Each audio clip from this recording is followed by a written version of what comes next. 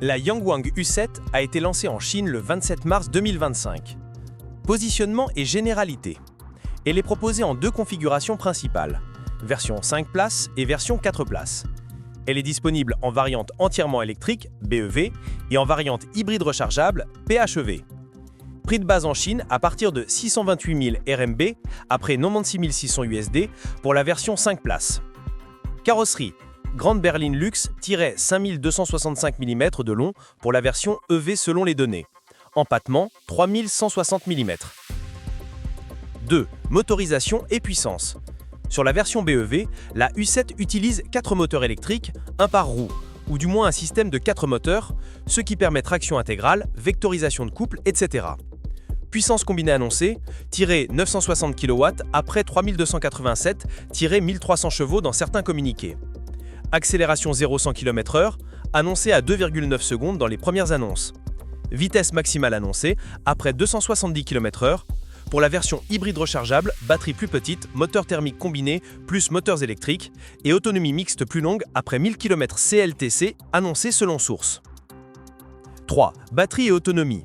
BEV, batterie de type LFP, lithium fer phosphate, de capacité 135,5 kWh pour la version BEV. Autonomie selon cycle chinois, CLTC, après 720 km pour la version standard BEV, voire 800 km selon certaines configurations aérodynamiques.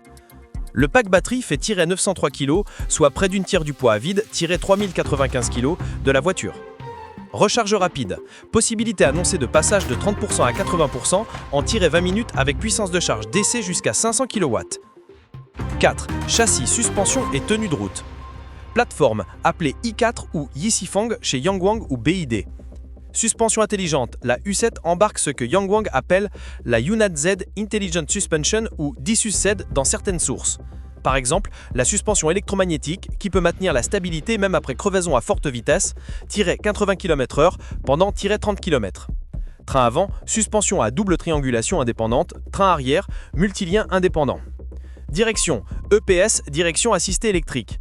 Aérodynamique, coefficient de traînée très bon pour la taille du véhicule annoncé à CD-0,195 quand toutes les aides aérodynamiques sont présentes. Rayon de braquage, le véhicule revendique 4,85 mètres, ce qui est remarquable pour une berline de ce gabarit. 5. Freinage et système de frein. D'après les spécifications, les freins avant et arrière sont disques ventilés céramiques, Ceramic Ventilated Disc Type pour certaines versions. Système de frein de parking, frein de stationnement électrique, EPB, Electronic Parking Brake. En plus, on retrouve les systèmes de sécurité actifs liés au freinage, ABS, EBD, répartition électronique de la force de freinage, assistance au freinage d'urgence, etc. Par exemple, dans la version PHEV, Active Brake, ABS, contrôle de traction, ESC. Remarque importante, le recours au disque de frein céramique indique une orientation haut de gamme ou performance. Meilleure résistance à la chaleur, moins de fading, ce qui est logique vu la puissance et le poids du véhicule, 3095 kg. Le système EPB permet un stationnement ou immobilisation via commande électronique sans levier mécanique traditionnel.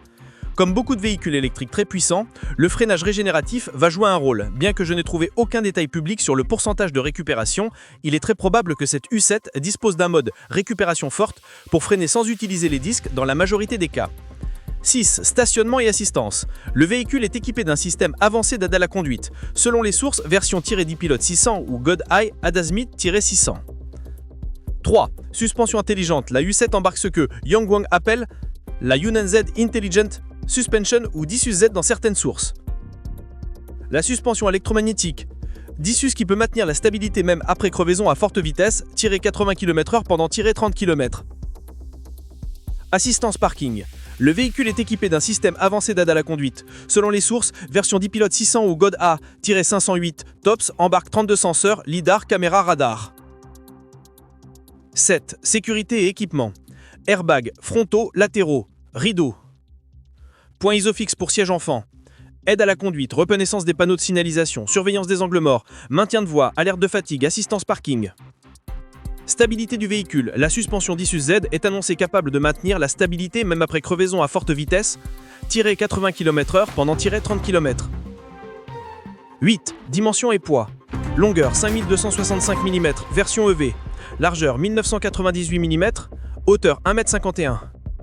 Empattement 3160 mm, poids à vide. 3095 kg pour version BEV, à batterie 903 kg. 9. Points forts et aspects à prendre en compte. Point fort, performance exceptionnelle pour une berline, tirée 1300 chevaux, 0-100 km/h, 2,9 secondes. Batterie de grande capacité pour une autonomie très respectable, tirée 720-800 km CLTC pour une véhicule de cette catégorie. Technologie de pointe, suspension électromagnétique, 4 moteurs, stationnement automatique complexe. Design haut de gamme, composants premium, freins céramiques, matériaux intérieurs. Véhicule polyvalent, luxe, performance, autonomie. À prendre en compte, contraintes, poids très élevé, 3,1 tonnes. Cela peut impacter l'agilité, la consommation énergétique moyenne et les contraintes de freinage. Autonomie annoncée selon cycle CLTC chinois qui peut être optimiste par rapport aux cycles européens. Infrastructure de recharge bien que rapide, 500 km annoncés selon le pays, il faudra que l'infrastructure soit présente. Coût élevé, marché limité, pour l'instant lancé en Chine et encore peu certain dans d'autres marchés. Complexité technologique, les systèmes avancés, suspension électromagnétique, stationnement automatique, multimoteur, peuvent impliquer des coûts de maintenance plus élevés ou une disponibilité de services moins largeur Chine. 10. Conclusion. La Yangwang U6 se présente comme une voiture flagship électrique hybride de luxe, combinant haute performance, grande autonomie, technologie avancée et un design premium. Pour un amateur de berline performante et technologique, elle coche de nombreuses cases. Toutefois, comme pour tout véhicule haut de gamme, il convient de vérifier la compatibilité avec le marché local, disponibilité, services après-vente et infrastructures, et de considérer l'usage réel. Poids, consommation, accessibilité.